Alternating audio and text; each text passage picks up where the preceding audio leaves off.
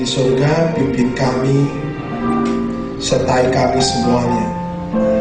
Berikanlah kami hikmat Tuhan untuk mengerti setiap firman yang kami dengar.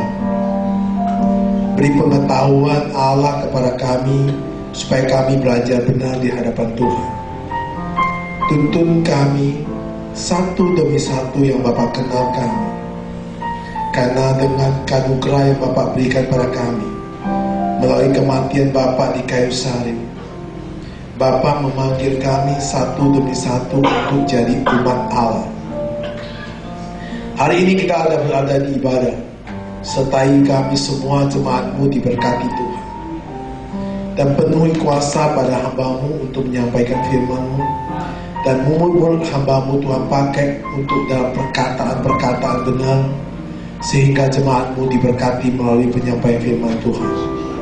Sertai kami semua dalam ibadah ini dari awal sampai selesai. Kami siap hati kami dengan firman Tuhan. Kami berdoa dalam nama Yesus Kristus. Amin. Silakan dulu semuanya. Salam semuanya. Puji Tuhan. Mari kita hari ini belajar firman Tuhan. Kita sama-sama buka surat Yakobus 4 ayat 1 sampai 10. Saya baca ayat 1, saudara baca ayat kedua. Nanti ayat ke-10 kita akan baca bersama-sama. Hawa nafsu adalah persahabatan dengan dunia. Sekali lagi kita baca dengan judulnya adalah hawa nafsu dan persahabatan dengan dunia. Hawa nafsu dan persahabatan dengan dunia. Ayat pertama, dari manakah datangnya sengketa dan pertengkaran di antara kamu? Bukankah datangnya dari hawa nafsumu yang saling berjuang di dalam tubuhmu? Yang kedua, silakan saudara membacanya.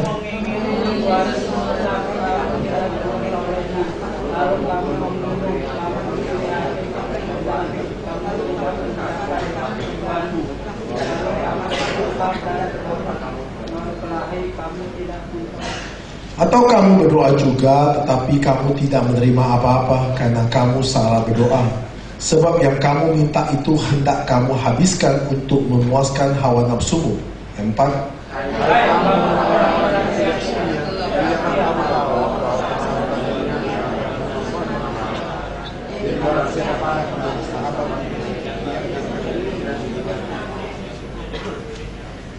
janganlah kamu menyangka bahwa kitab suci tanpa alasan berkata, roh yang ditempatkan Allah di dalam diri kita diingininya dengan cemburu.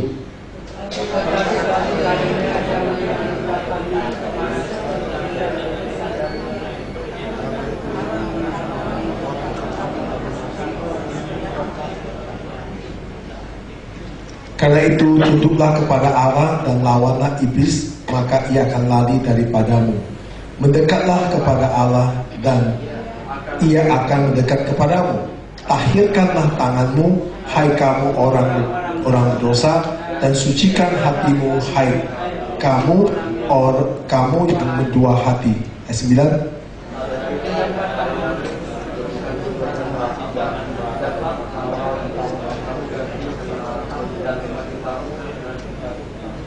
Ayat 10 kita baca bersama-sama.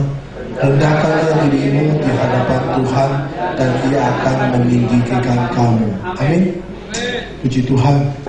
Hari ini kita diberkati oleh firman Tuhan yang kita akan belajar pada hari ini. Hari ini juga ada mujizat terjadi. 11 tikus mati. 11 tikus mati. Bekas dari kue dari swing. Swing kasih kue. Tapi hari ini baru dia makan. 11 mati. Ada satu pengkhianat, gak tahu lari kemana. Sebenarnya 12, satu gak ketemu saya. Ternyata dia lebih pintar. Yang 12 masuk surga semua. Yang satu gak masuk surga, itu lari dari gereja. 11 masuk surga, yang satu gak masuk surga, dia lari dari gereja. Dia lari kemana saya gak tahu. Itu yang pengkhianat. Itu Yudas sekalian. Oke, hari ini kita belajar firman Tuhan mengenai hawa nafsu dan persahabatan dengan dunia. Apa sih yang dimaksud dengan surat Yakobus ini mengenai hawa nafsu dan persahabatan dengan dunia? Yang dimaksud dari surat Yakobus bicara adalah akibat hawa nafsu Sekali lagi, akibat dari hawa nafsu, maka akan terjadi keinginan hati. Terjadi keinginan hati, maka jika kita tidak mendapat dari keinginan hati, maka terjadilah iri hati. Nah, jadi ada konflik di dalam diri kita. Surat Yakobus menulis kepada siapa? Kepada semua yang membaca dari surat ini. Siapa yang membaca surat ini? Yaitu kita. Kita yang membaca surat ini. Jadi di dalam diri kita ada konflik. Konflik apa terjadi dalam diri kita?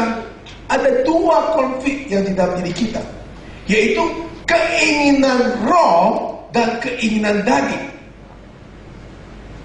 Di dalam diri kita ada konflik, yaitu keinginan roh dan keinginan daging, yang ditulis oleh Rasul Paulus di Galatia dari 5 ayat 17. Mari kita baca.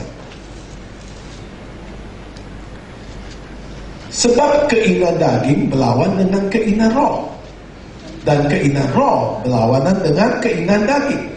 Karena keduanya bertentangan, sehingga kamu setiap kali tidak melakukan apa yang kamu kehendaki.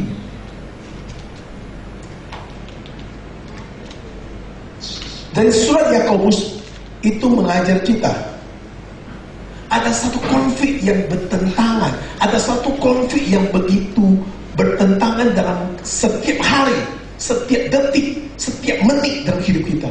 Yaitu apa? Di dalam roh dan di dalam daging kita selalu bertentangan. Konflik dari itu, satu keinginan daging, satu keinginan roh. Satu keinginan daging, yaitu satu keinginan hawa nafsu yang berjuang dalam tubuhmu.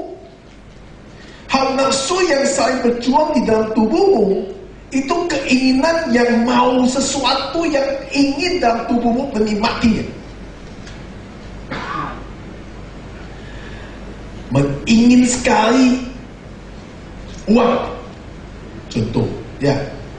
Ingin sekali barang orang, ya. Ingin sekali istri orang ini.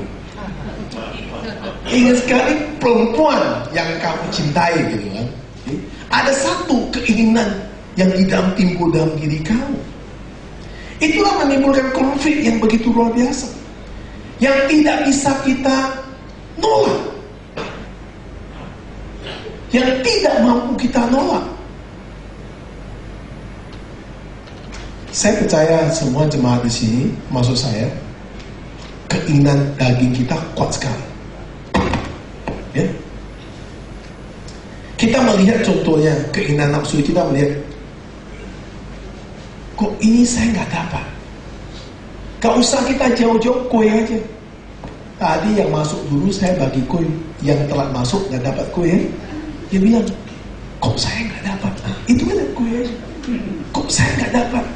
Dasar pendeta bagi kasih, benar? Ayo jujur ngomong.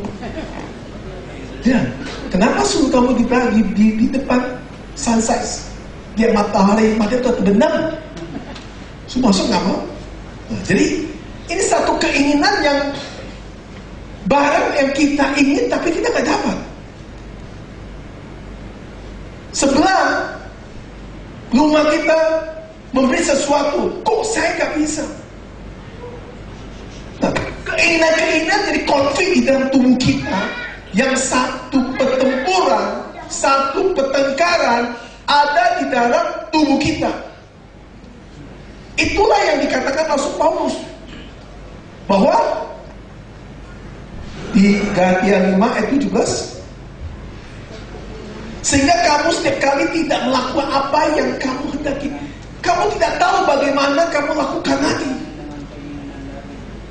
Begitu besar nafsu jamak itu atau tamak itu ada dalam dirimu, sehingga konflik itu membuat diri kita itu menjadi sesuatu yang tidak bisa kita lakukan lagi. Jadi akhirnya jadi apa? Jadi orang stres. Stres datang dari mana? Datang dari stres. Nah, ada keinginan kan? Ya, keinginan saya mau ingin jalan-jalan, kok nggak dapat? Ya, nah, keinginan saya mau beli sesuatu, kenapa uangnya saya nggak ada? Ya, keinginan saya mau buka usaha, tapi saya nggak punya modal. Ya. Nah, jadi inilah terjadi keinginan sehingga membuat kita stres dan tidak suka cita. Akhirnya apa? Kita jadi orang yang sensitif, jadi orang yang penuh dengan iri hati, orang yang suka pemarah. Nah, dalam Yakobus ayat 1 itu mengatakan dengan jelas sekali, dari mana datangnya pertengkaran di antara kamu? Bukankah datang dari hawa nafsumu yang saling berjuang di dalam tubuh?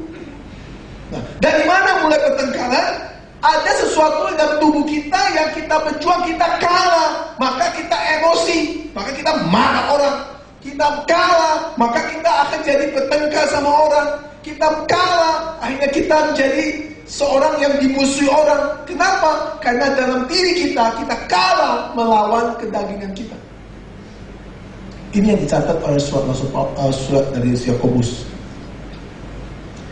Nah, saudara-saudara, kalau sudah kalah apa terjadi? Jadi orang yang iri hati. Jadi orang iri hati. Maka ayat kedua, kalau iri hati apa terjadi? Kamu menginginkan sesuatu tetapi kamu tidak. Lalu kamu lihat yang di TV muncul apa yang terjadi, pembunuhannya. Karena apa? Sesuatu yang inginkan kan? Yang siapa itu yang di Bali itu anak dibunuh itu?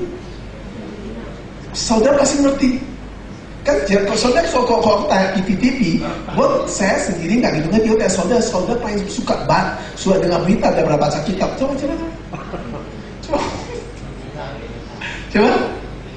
Hah? Angel. Nah, orang nggak jangan baca kitab punya, itu tahu berita TV. Itu dia kan namanya berita dunia. Apa mau tahu dia?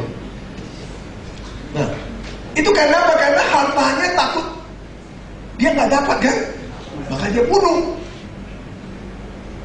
Nah, tetapi kamu tidak mencapai tujuanmu, lalu kamu bertengkar dan kamu berkelahi, dan kamu tidak memperoleh apa-apa karena kamu tidak berdoa. Itu kita pikirkan dulu, jangan bilang tidak berdoa dulu.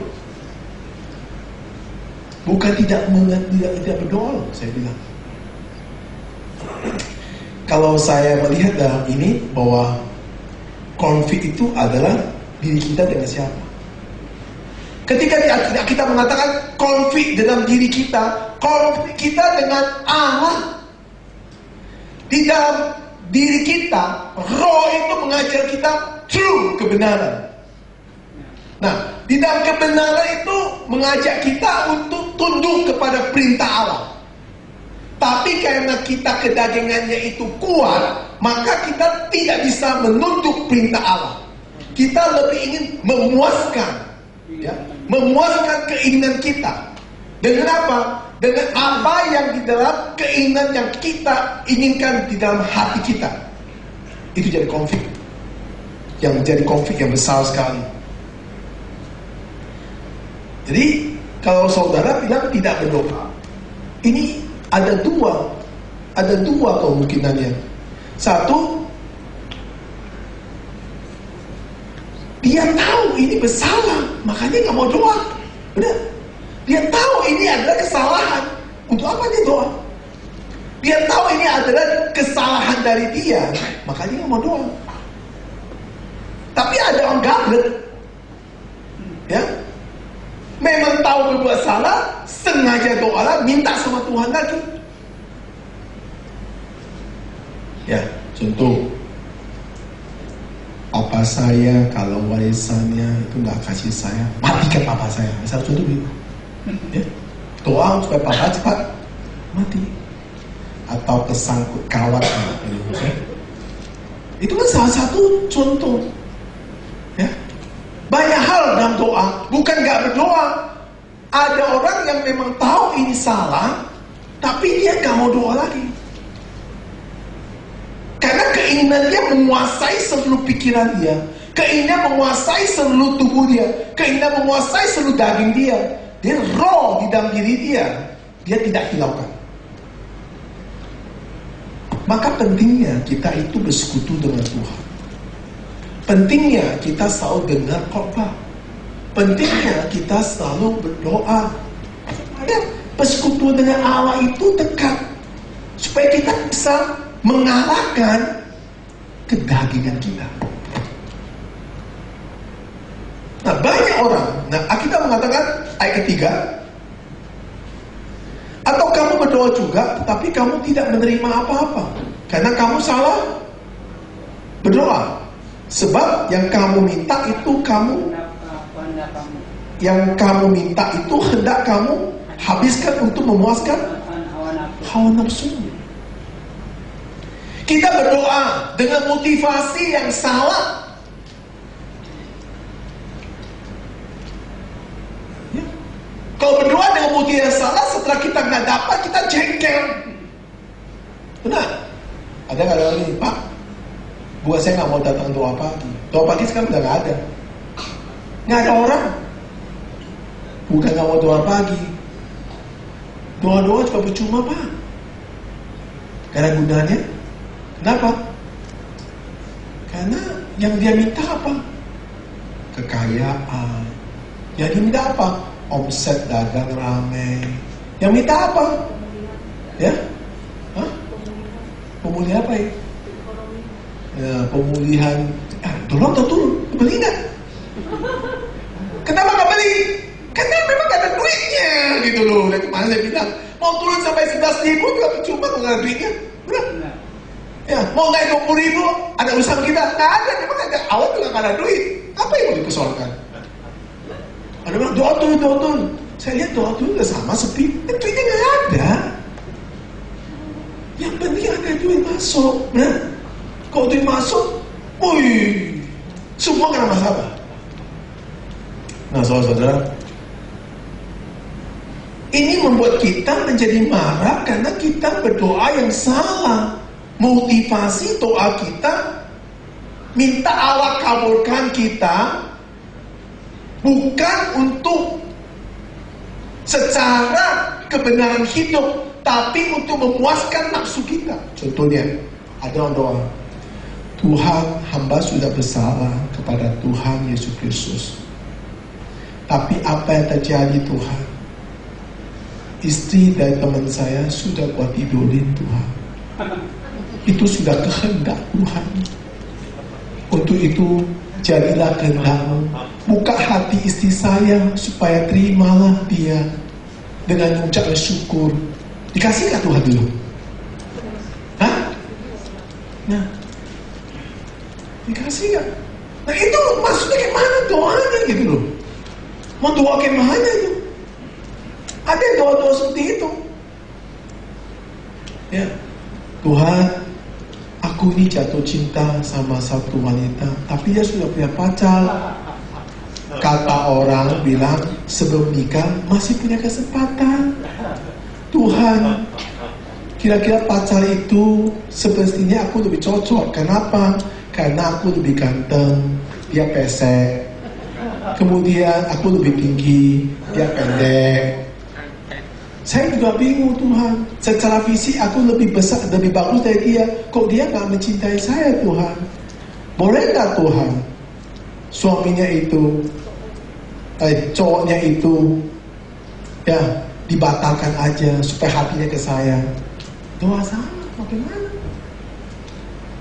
Ya. Atau doa rumah, minta mobil, minta apa segalanya. Nah inilah persoalan yang ada dalam diri kita. membuat kita sehingga kita konflik. Sering sekali doa-doa kita yang kita panjatkan itu bertentangan dengan Allah, berhadapan dengan Allah. Maka Alkitab mencatat bahwa persahabatan dengan dunia itu adalah bermusuh dengan Allah. Ayat 4. Hai kamu orang-orang yang tidak setia, tidakkah kamu tahu bahwa persahabatan dengan dunia adalah arti mengatakan bahwa persahabatan dengan dunia adalah kita bermusuhan dengan Allah. Bisa kita bandingkan lagi, selain Yakobus mencatat, Yohanes juga mencatat 1 Yohanes 2 ayat 15.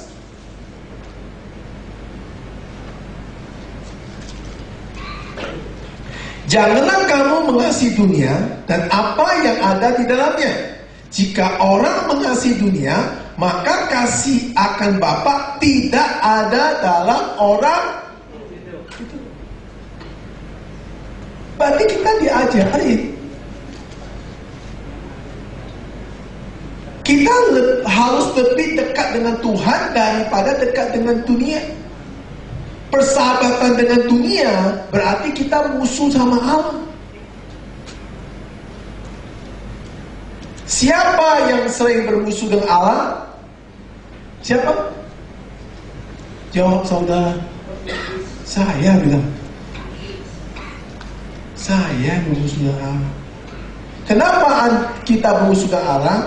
Karena yang kita minta adalah semua apapun yang di dalam dunia. Bukan yang kita minta pengenalan dengan Allah dengan benar.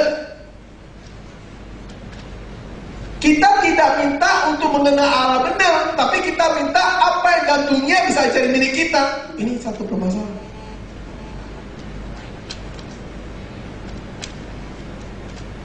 Saya sejak kena pensiun, saya berpikir hidup itu hanya satu cara supaya cara pandang kita berubah. Akhirnya saya bersikap, kalau hidup itu kita diberikan hidup, apa yang dalam dunia itu jangan dipikirkan. Sekali lagi, kalau dalam kita diberi kesempatan hidup, masih hidup, mau usia berapa saudara, baik muda maupun yang tua, baik pun yang sudah bawa tanah, jangan menginginkan semua apa yang dalam dunia. Karena apa yang dalam dunia itu semua adalah karatan dan tidak bisa kamu bawa.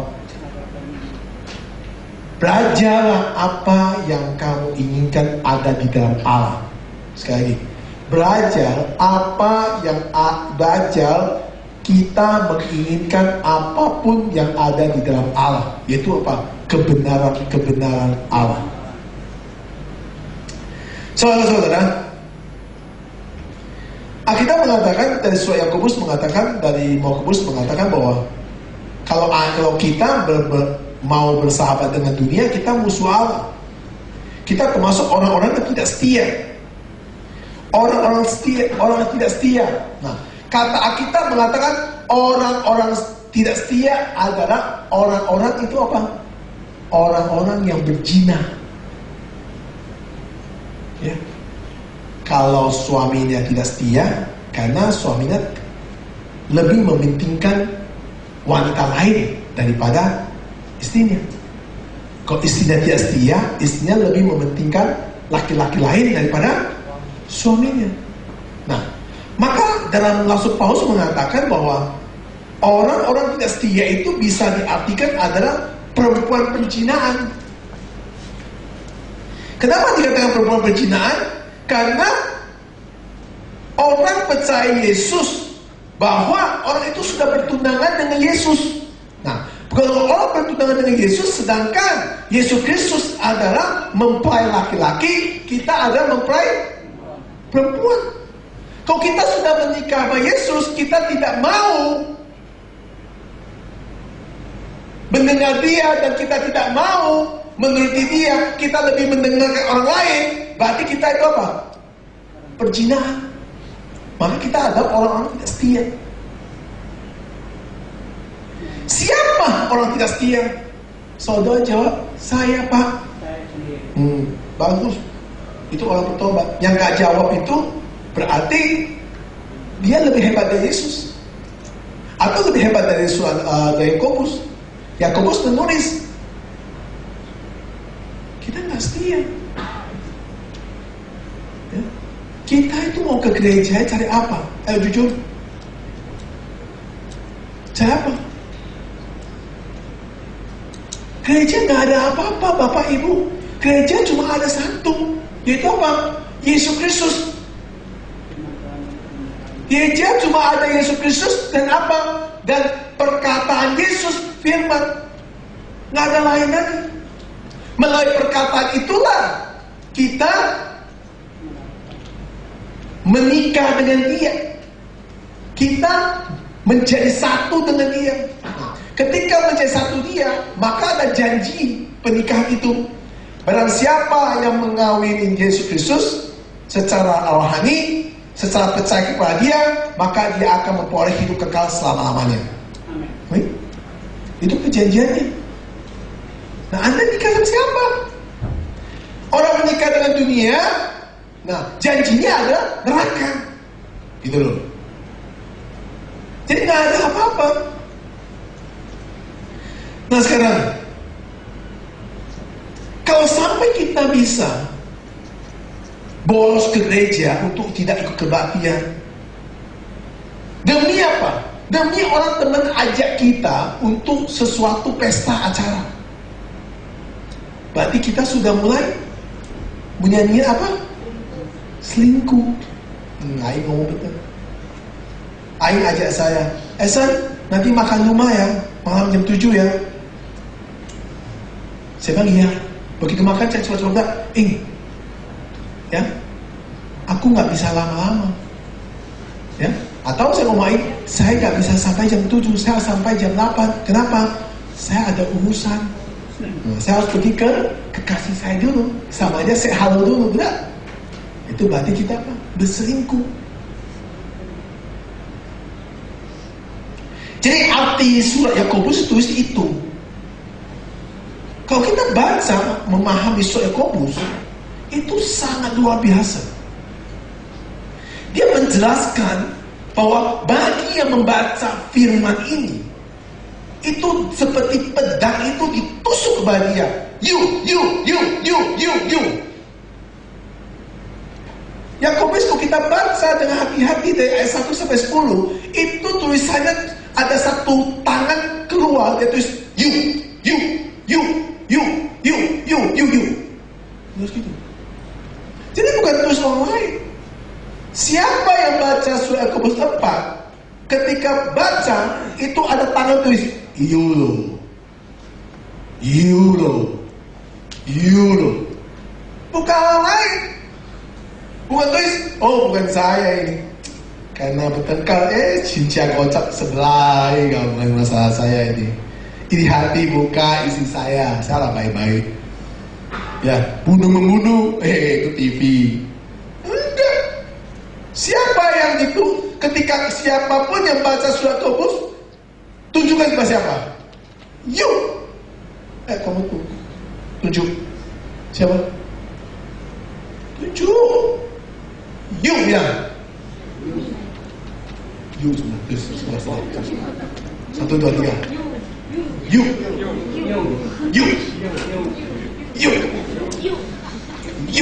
Baca. Dasar bebal. Ya. You. Nggak ada tulis orang lain. Nah, saudara, kalau saudara lebih mengutamakan pekerjaan, saudara lebih mengutamakan segala hal lebih dari Tuhan, maka saudara adalah seorang perempuan yang berzina. Saya mau tanya, kalau hari ini Saudara punya istri, istrinya berzina, saudara marah nggak? Saudara punya suami berzina, marah nggak? Kalau Anda sudah menikah sama Allah, Anda berzina, Tuhan marah nggak? Kenapa Anda berzina terus? Jawab. Jawab. Tadi siapa? Siapa itu? You, benar? Bukan. Dia nggak tuju orang lain. Ya, you. Ini teguran sangat keras. Nah, maka ayat 5 mengatakan asal usul hawa nafsu dan keinginan hati dan iri hati dari mana? Ayo, ayat ke-5. Kita baca bersama-sama. Janganlah kamu menyangka bahwa kitab suci tanpa asal berkata roh yang ditempatkan Allah di dalam diri kita diinginkannya dengan. Jangan kamu merasa bahwa kamu sudah bertobat, roh ada dalam diri saya, so saya berbuat itu karena kehendak Allah.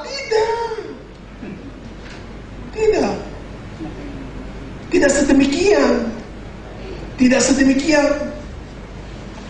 Nah, dikatakan roh itu bicarakan Roh Kudus.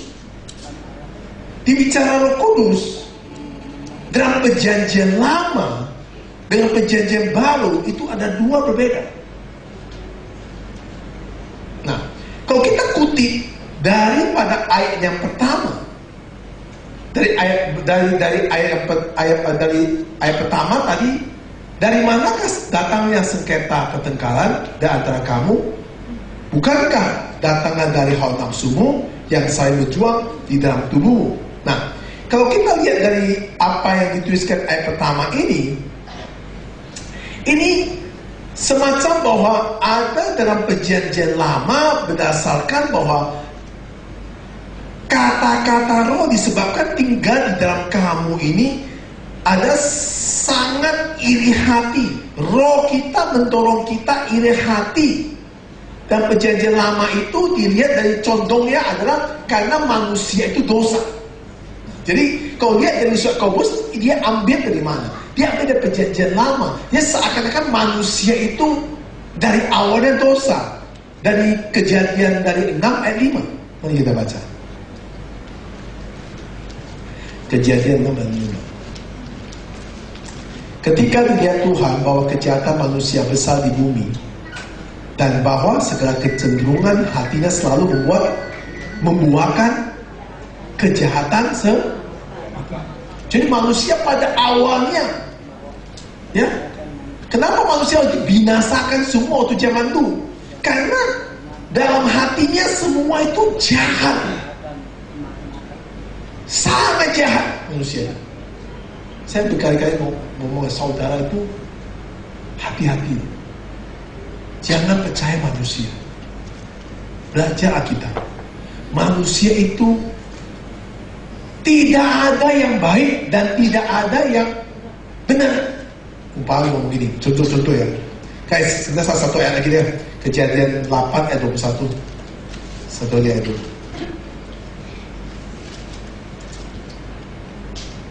Ketika Tuhan mencium persembahan yang harum itu, berfirman Tuhan dalam hatinya, aku tak akan mengutuk bumi ini lagi karena manusia sekalipun yang ditimbulnya hatinya adalah jahat dari sejak kecilnya, dan aku tak akan membinasakan lagi segala yang hidup seperti yang telah aku lakukan. Setelah Tuhan membinasakan semua waktu air bah itu, ya. Anda perhati baik-baik ya. Manusia itu sangat-sangat jahat. Manusia itu kalau tidak tobat, ya, dan kalau tobat, kalau dia punya di dalam diri dia tidak ada firman, manusia itu tidak pernah berubah. Sekali lagi ya, manusia kalau tidak tobat itu pasti jahat. Kalau manusia itu bertobat di dalam dirinya, tidak pernah ada firman Tuhan dan tidak mau belajar firman Tuhan, tidak mau belajar PA, pasti itu dia pasti jahat. Contoh, ada ngomong sama kamu, sama kita, saya ini kaya, harta saya banyak, ya. Anda mau usaha apa? Amin usaha apa? Mobil. Butuh modal berapa? Butuh modal berapa? No M. Ini kau pinjam. Nah. Nanti untungnya yang mana? Wah, Amin bilang kalau lu pinjam gua 2 M, untungnya boleh 50-50. Gak ada masalah. Baik kan? Kelihatan baik kan? Baik. Itu awal. Nanti Amin kerja untuk saya. Lama-lama Amin kerja untuk saya. Gak ada manusia baik.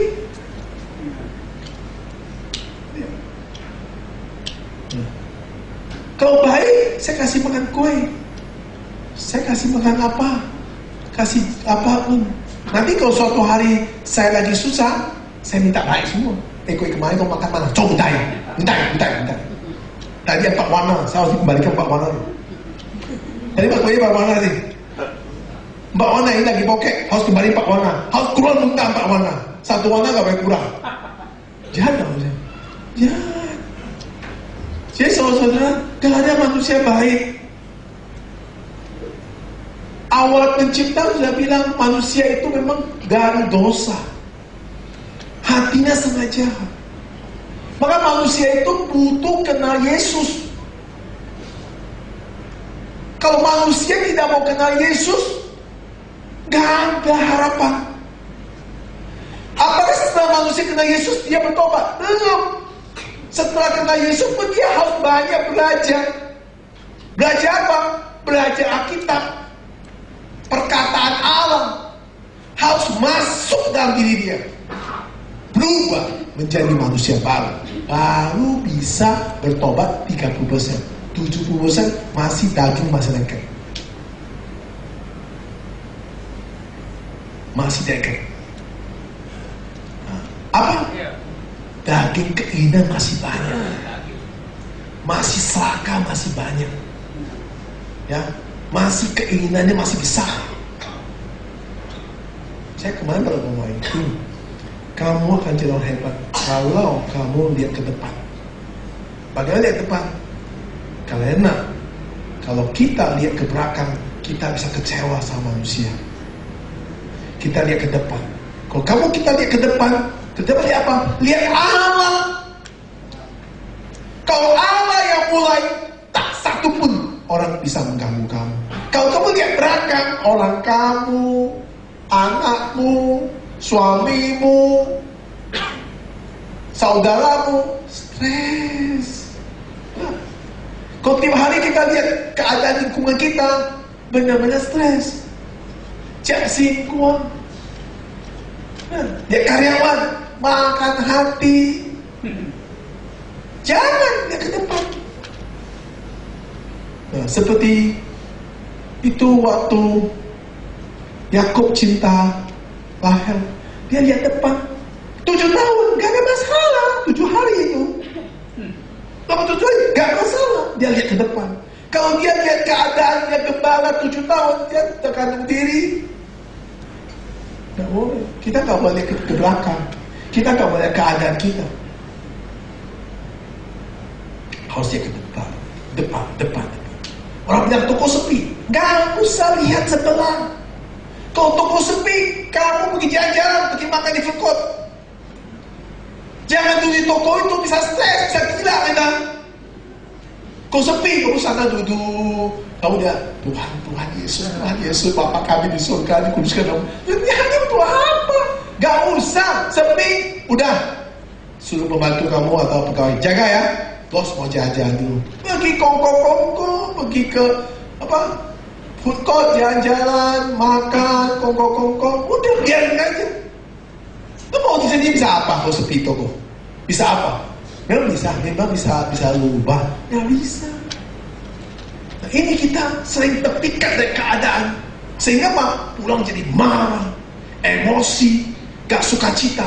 Kenapa? Karena kita lihat kondisi. Biarin. Semua biarin.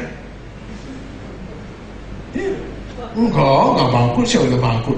Itu pikiran kita, pikiran apa bangkrut? Enggak. Biarin. Nah, kenapa saya bilang nggak biarin? Nah, ini kita masuk ayat ke-6. Obatnya. Nah, Anda tahu obatnya, saya suruh biarin. Obatnya. Apa obatnya? Ayat ke-6. Bacain ayat ke-6. Baca 3, 2, 1.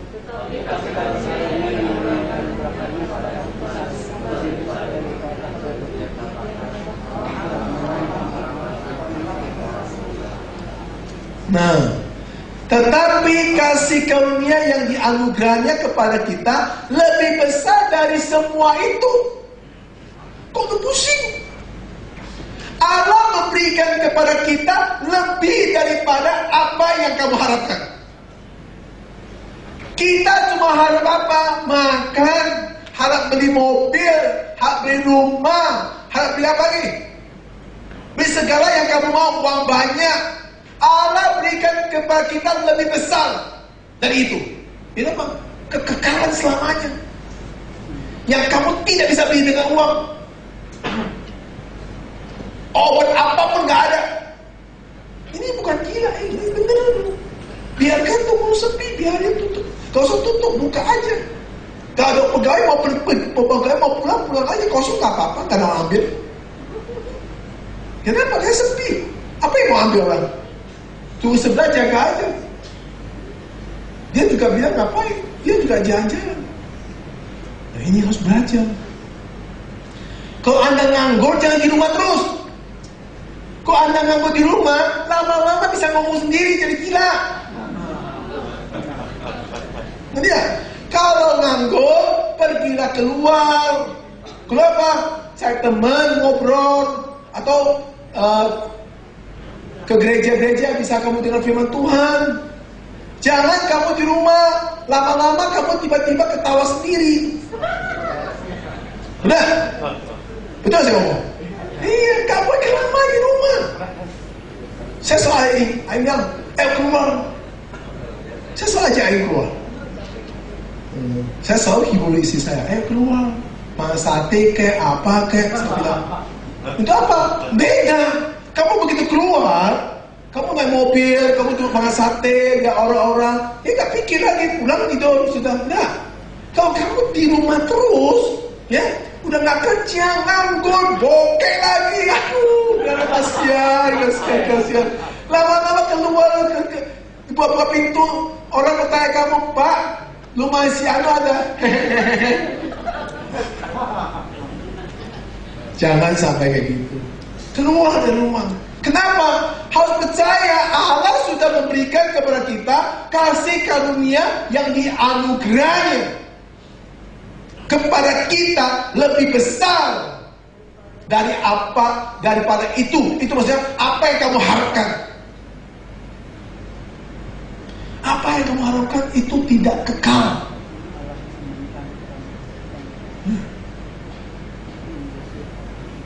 Gak ada kekal. Kamu harap punya rumah besar? Kamu harapkan punya mobil besar? Ya, mobil besar kita sudah ada. Semua saudara sudah punya mobil. Gak usah dibeli, boleh gak? Perlu beli ya sekarang saudara punya mobil besar? Siapa sih gak punya mobil besar? Semua punya. Hah? Iya betul. Baswi.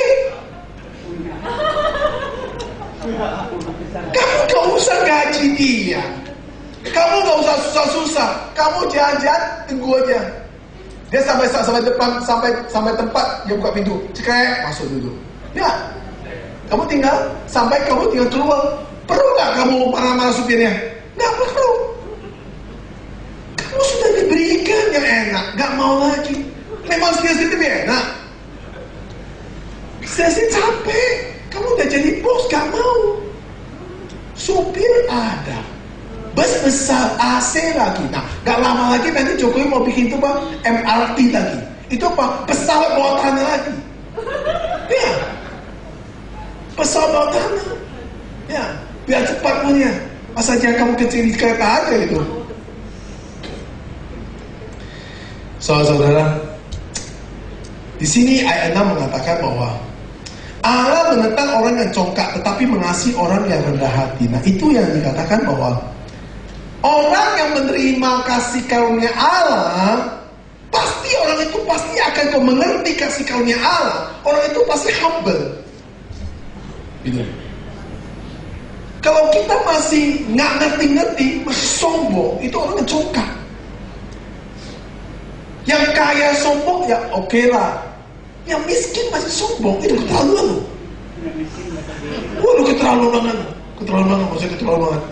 Itu benar-benar nggak tahu dia pikir begini kayak mana. Nah, bagaimana kita bisa mengerti kasih karunia Allah? Kalau kita mau mengerti kasih karunia Allah, maka kita harus percaya kepada siapa? Yesus Kristus. Kita harus percaya kepada Yesus Kristus. Saya mau pasang itu Bang, billboard itu ya di Bandengan, yang ada surga dan neraka. Bentar, Allah. Surga neraka. Ya, saya mau pasang. Saya pikir mau pasang, biarkan orang lihat. Ada surga, ada neraka. Gede-gede. Ya, dibandingkan ya, gede ya. Kemarin kan bokseng. Kalah saya bokseng. Saya udah berteteng, tapi nggak ada orang diinci, nggak ada orang kena boksengnya. Kita pasang aja surga neraka. Saya mau pasang itu. Ya. Kalau mau pasang, tapi saya nggak tahu uangnya dari mana. Saya mau pasang surga neraka, biar orang melihat. Orang masuk surga harus ketemu Yesus. Gak ada jalan kok. Gak ada jalan lain. Ini tanggung jawab. Oh saudara-saudara, sering sekali kita itu membuang dosa. Ya, membuang dosa. Ya. Terus kemudian kita ambil lagi dosanya. Kita itu sering sekali ya membuang dosa dan ambil lagi dosanya itu. Nah, kalau kita bilang kalau berludah jangan jilat balik kan? Kita sering tiap hari berludah, tiap hari jilat balik. Berarti kita itu masalah. Karena kita tidak mengerti kasih karunia Allah yang diberikan kepada kita itu lebih besar daripada apa yang kamu harapkan dalam dunia ini. Maka ajaran Paul mengatakan kedaulatan Allah sudah tentukan kepada kita semuanya. Allah, kedaulatan Allah, dia mengirim anak tunggal kepada kita, yaitu Yesus Kristus. Dengan kedaulatan Allah, Allah memberikan setiap orang percaya kepada dia mendapat kasih karunia Allah yang luar biasa. Maka ayat 7 mengatakan, baca 3, 2, 1.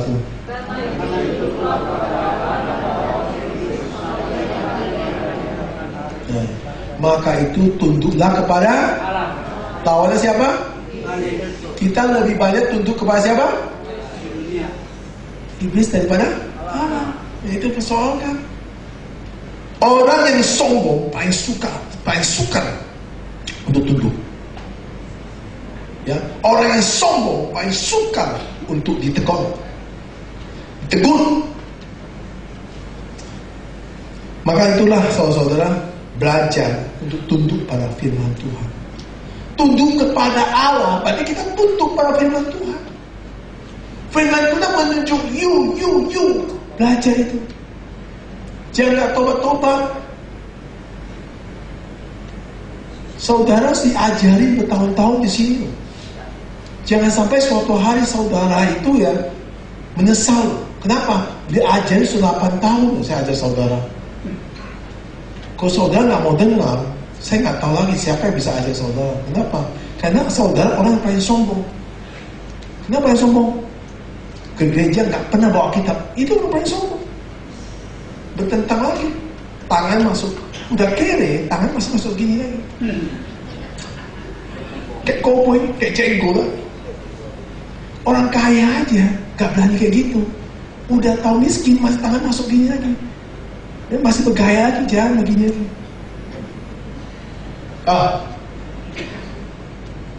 Tahu hari apa? Hari Jumat, Pak. Hari Jumat di gereja. Ada Pak. Ada gereja ya. Jadi pulang jangan lupa ya. Saya mau pinjam nope ya. Gaya mau pinjam uang juga sombong. Bukan gini loh. Pak tolong ya. Enggak ada sih jemaat, enggak boleh ada gini.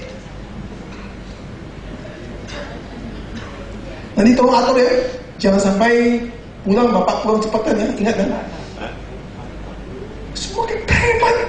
Maka saya sini, saya hitung saya dalam dua minggu ini sih, ketika aku pikir jemaat saya kurus 10 kilo tuh ada. Ya.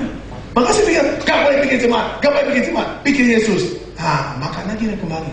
Kau pikir jemaat, itu datang itu kan kita jantungan terus.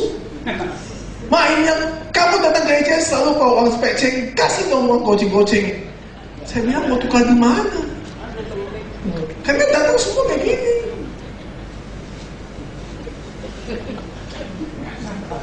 Kalau datang gereja nggak pernah ketawa gitu. Saya coba, Pak, ya, kayak bos. Biasa. Duduk, khotbah ketawa-ketawa aja lihat kamu gini. Ngomong apa? Saya nggak mau tahu. Pokoknya ingat pulang mau pecing.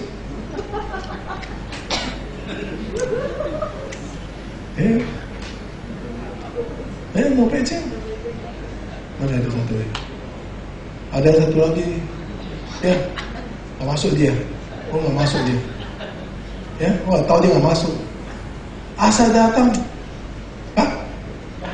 Pak Cang beli nggak? Kemarin saya baru beli nopek. Baru beli nopek. Ini ada Pak Cang lagi. Bapak harus beli. Saya nggak boleh. Ayo beli nopek. Tadi lagi. Pak beli Pak Cang lagi. Masa setiap hari sumpah Pak Cang dulu? Kok bisa mati kok? Apa itu? Aduh. Memang gue setiap hari makan Pak Cang ya. Waduh gila itu. Aduh bener. Ada nggak tuh? Mana itu? Kita 3 kali sudah makan Pak Cang, gila ya? Kenapa teman-teman lain sih? Ya gak apa-apa, tapi jangan tahu-tahuan saya kan masih banyak Subway, Suwi, ini semua jalan. Kok saya terus tiap hari? Mana tiap hari kan tunggu saya? Pak Cang, Pak. Kemarin udah bantu. Minggu depan lagi Pak Cang. Pak Cang tunggu Pak Cang, kenapa Pak Cang? Itu nawe acik kayak ini yang kaya ini. Jakius ini. Jakius dia bilang siap apalagi nama saya 4 kali kau bayar gratis. Nah itu DJ nawar itu. Jangan saya terus Pak Cang jambu tempe. Saya mau kemana ini? Nah itu Alkitab mengajar kita tunduk kepada Allah, lawan iblis, maka ia akan lari daripadamu. Nah, jadi ayat ke-8, mendekatlah kepada Allah dan ia akan mendekat kepadamu. Tahirkanlah tanganmu, hai kamu orang berdosa. Sucikan hatimu, hai kamu orang yang berdua hati. Maka Allah marah. Kenapa? Kita ini orang congkak. Kita lebih mencintai dunia daripada mencintai Allah. Belajar untuk itu dan bertobatlah saudara.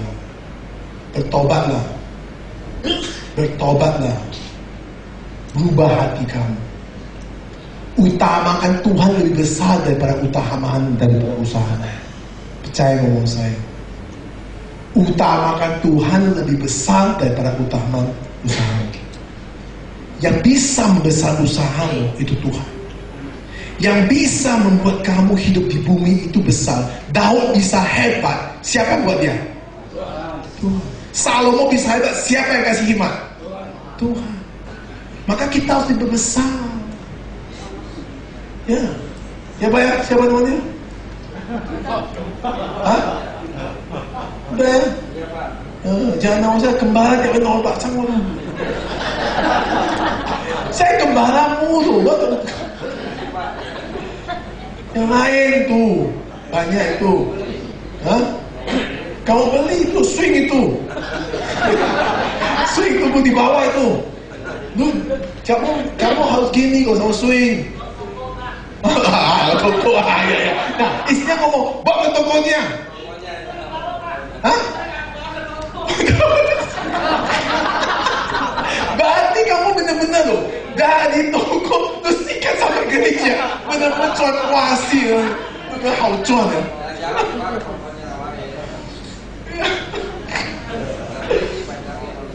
Aduh, lucu ya. Ya itulah.